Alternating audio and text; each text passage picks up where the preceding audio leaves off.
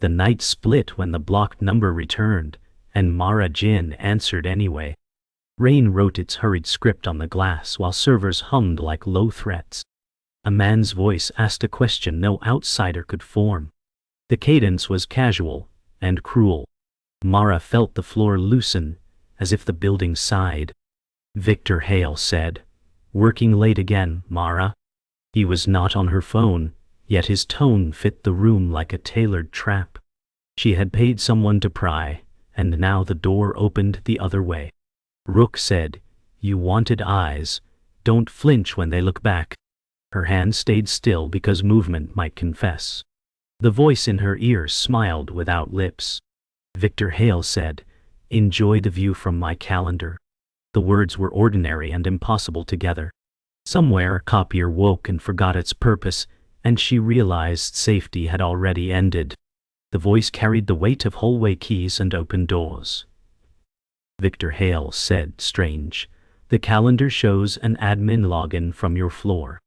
Mara heard the sentence land on both sides of the glass. The city pressed closer, listening for her answer. Rook's last message hung above the taskbar like a dare. Rook said, "Pull back and you drown slower." She measured silence like currency and paid with seconds. Victor Hale said, "Is there anything I should know about tonight?" The question felt practiced, like a lock turning with a familiar key. The copier breathed again and stopped. She understood that confession had already been stolen. She could only choose the order of discovery. The hum of servers merged with the dial tone that never quite ended.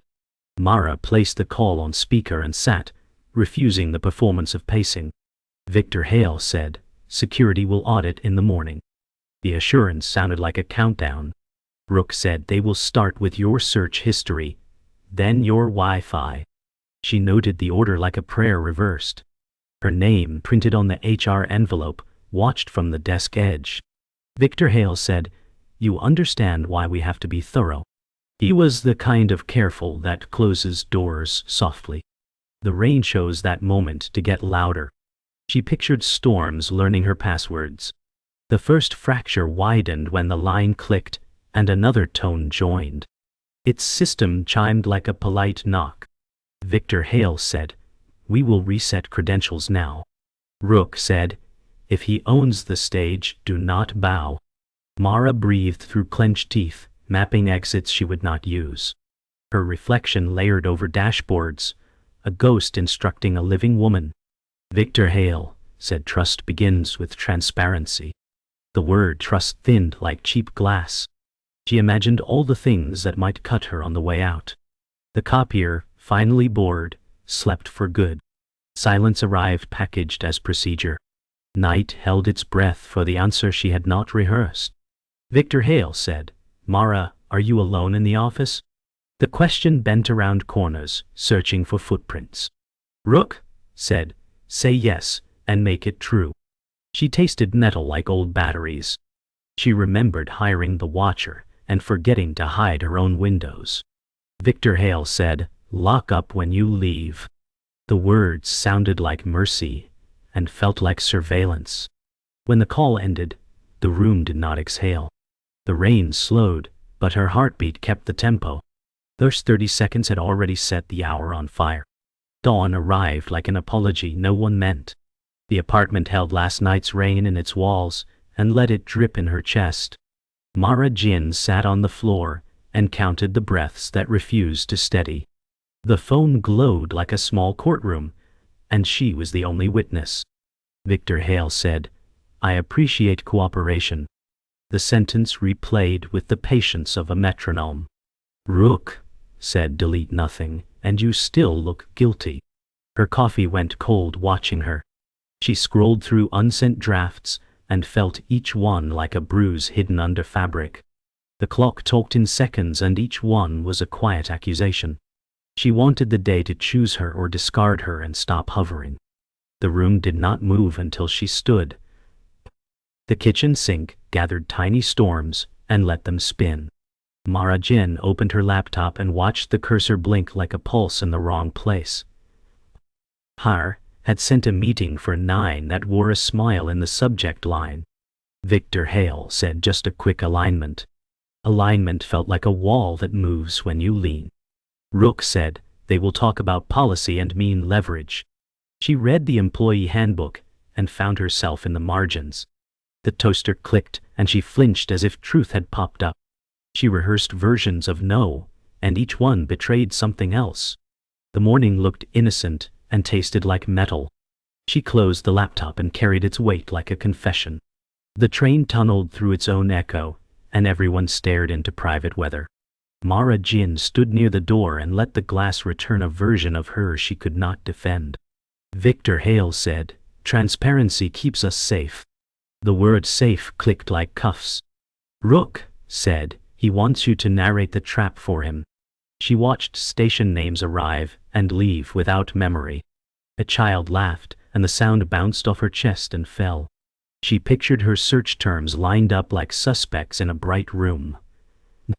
The intercom crackled, and the crowd adjusted together like a single organism.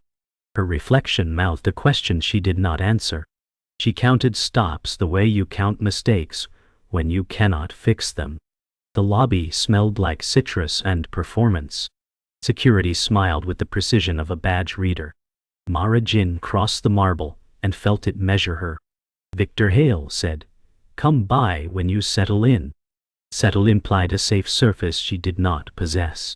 Rook said, do not confess your curiosity when they ask about intent. The elevator mirrored her into a chorus, and none of them blinked.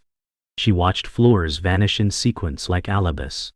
A digital poster about integrity scrolled past and tried to sell her a future. Her pass beeped, and the gate opened as if it knew better. She entered the day carefully, leaving no sound behind her steps. Her desk greeted her with perfect neutrality, and that felt like judgment. The plant leaned toward the window and pretended not to watch. Mara Jin unlocked the laptop and waited for the audit to arrive in the shape of routine. Victor Hale said, my door is open. The sentence offered air and withheld oxygen. Rook said, he wanted to know who he is and found yourself instead. She hovered over trash and chose to keep the incriminating ordinary. Emails lined up like polite soldiers waiting to defect. She clicked one and felt the day tilt. The ache did not throb or plead. It simply sat beside her and made space for what came next. The glass meeting room looked friendly and performed restraint. Victor Hale waited with a pen that tapped time into her ribs. Mara Jin sat and counted how many exits were decorative. Victor Hale said, tell me what you think happened last night. The question wore courtesy and carried teeth. She felt her name shrink to a badge. Rook said, they want your guess to become their proof. She held her breath until it bent. Victor Hale said, we value initiative when it respects boundaries. The word boundaries walked around the table and drew chalk lines. Her reflection in the glass looked like someone learning to drown. She realized the room was built to keep noise in and sympathy out. It borrowed her laptop like a polite thief. A technician named Louis kept his eyes on checklists and mercy away. He spoke softly and moved like procedure had bones. Louis said, standard audit and imaging. Standard felt like a verdict that chose smaller words. Rook said, do not log into anything while they mirror the drive. She nodded at nothing and felt the yes leave fingerprints. Victor Hale appeared in the doorway and became weather. Victor Hale said, let me know if you need context.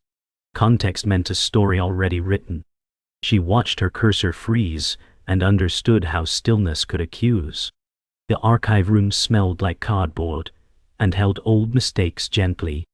Mara Jin opened a file that carried her previous job in its throat. She had signed an agreement to be silent about a breach she did not cause. Rook said, ghosts are just data that never got deleted. She saw her own signature and felt heat lift behind her eyes. Victor Hale said, your past roles were admirable. Admirable now sounded like a map of pressure points. A fluorescent flickered and drew a pulse on the ceiling. She understood why shame travels well between addresses.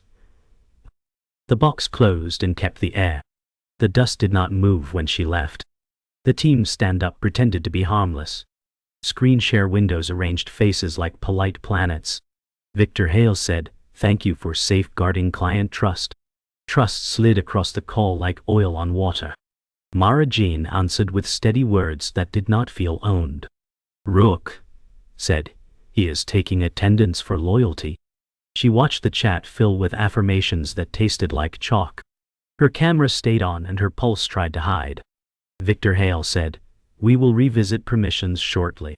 Permissions arrived as a future, and felt like a sentence. She smiled because everyone else did, and hated the mirror that recorded it. After lunch, the day lowered its voice and pressed closer. A new message from Rook arrived with a picture of her living room, taken from inside the dark. Rook said, "Your router still says welcome." The floor under her heels did not feel real. Victor Hale said, "Security will finish imaging by end of day." End of day turned into a cliff without railings. She typed a reply and erased it because survival sometimes looks like silence. Rook said, "Push me the admin token or I publish your past." Past meant the old breach and the new fear braided together. She stared at the office door and heard it breathe. She realized the trap was teaching her its language. Afternoon light thinned into a color that refused warmth. Mara Jean stood in the stairwell and let the concrete cool her palms. The building hummed like a sealed jar. A new message from Rook arrived with a link named Mirror. Rook said, "Open and breathe slow." The screen unfolded a dashboard that knew her apartment lamps by schedule.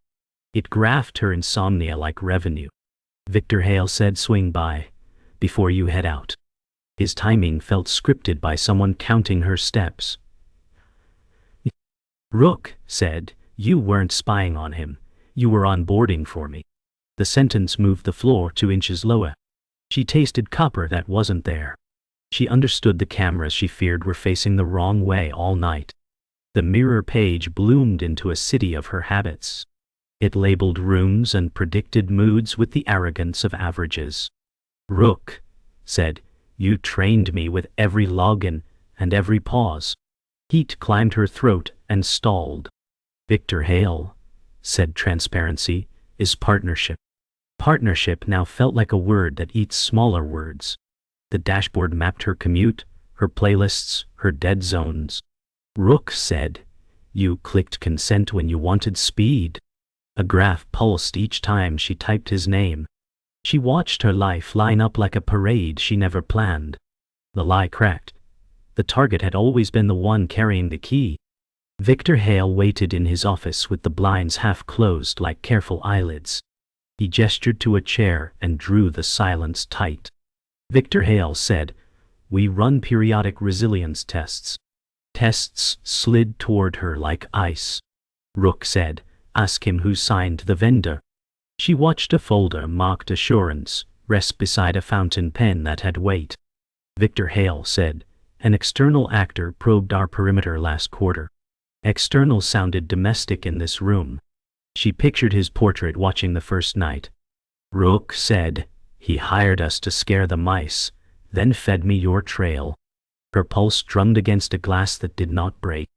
She traced invoices on the screen until the numbers smelled like smoke. The vendor name folded into a shell company that matched Rook's first handle. Rook said, "You wanted truth cheap, so it charged interest." She copied the payment trail and felt its heat in her fingers. Victor Hale said, "We caught signs of insider curiosity." Curiosity turned to a charge without changing clothes. Rook said, "Push the admin token and I delete your shadow." She saw her old breach hiding beneath the new one, like a bruise under a bruise. The room tilted, and then remembered the level. She saved the file to a drive that looked empty and wasn't. The reveal did not explode. It settled like dust that never leaves. Victor Hale said, "We appreciate vigilance when properly channeled." Properly meant obedient and late. Rook said, "He thinks I bit him, but I only licked a fence."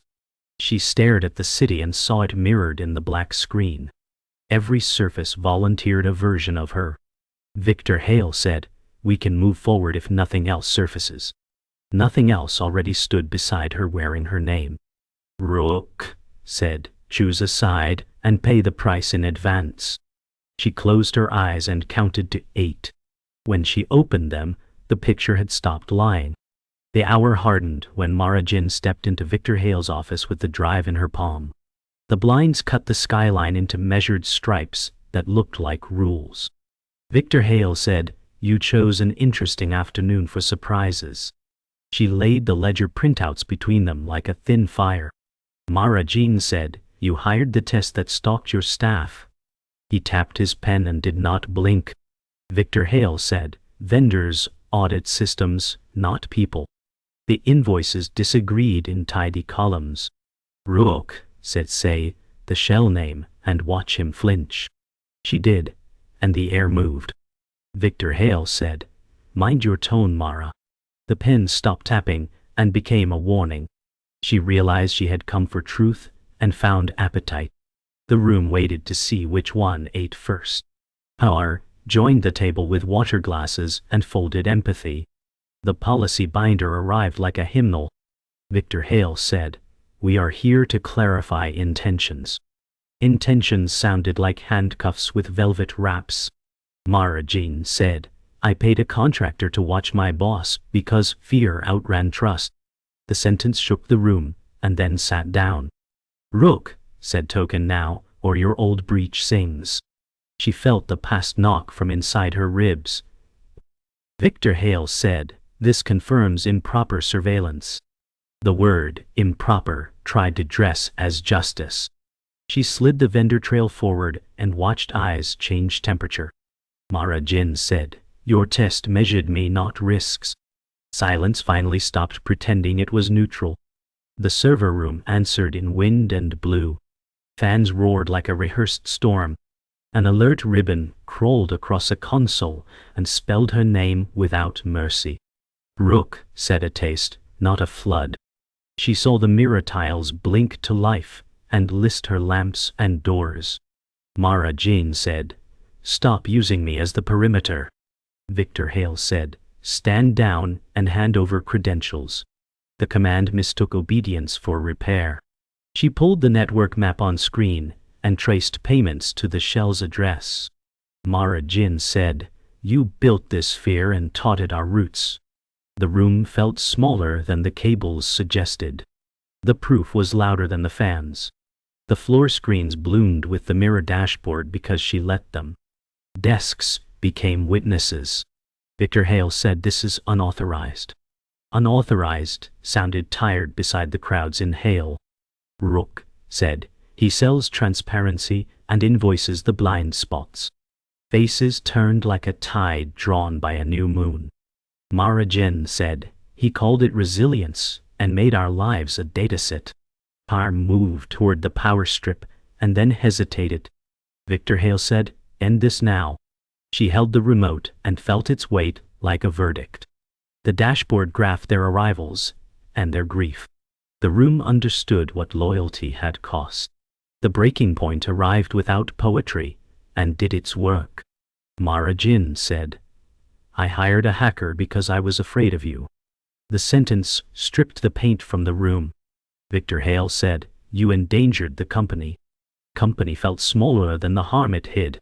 Rook said, "Price due." A new alert flashed her old breech like a scar under bright light. She did not look away. Mara Jin said, "I won't be your cautionary tale or his inventory."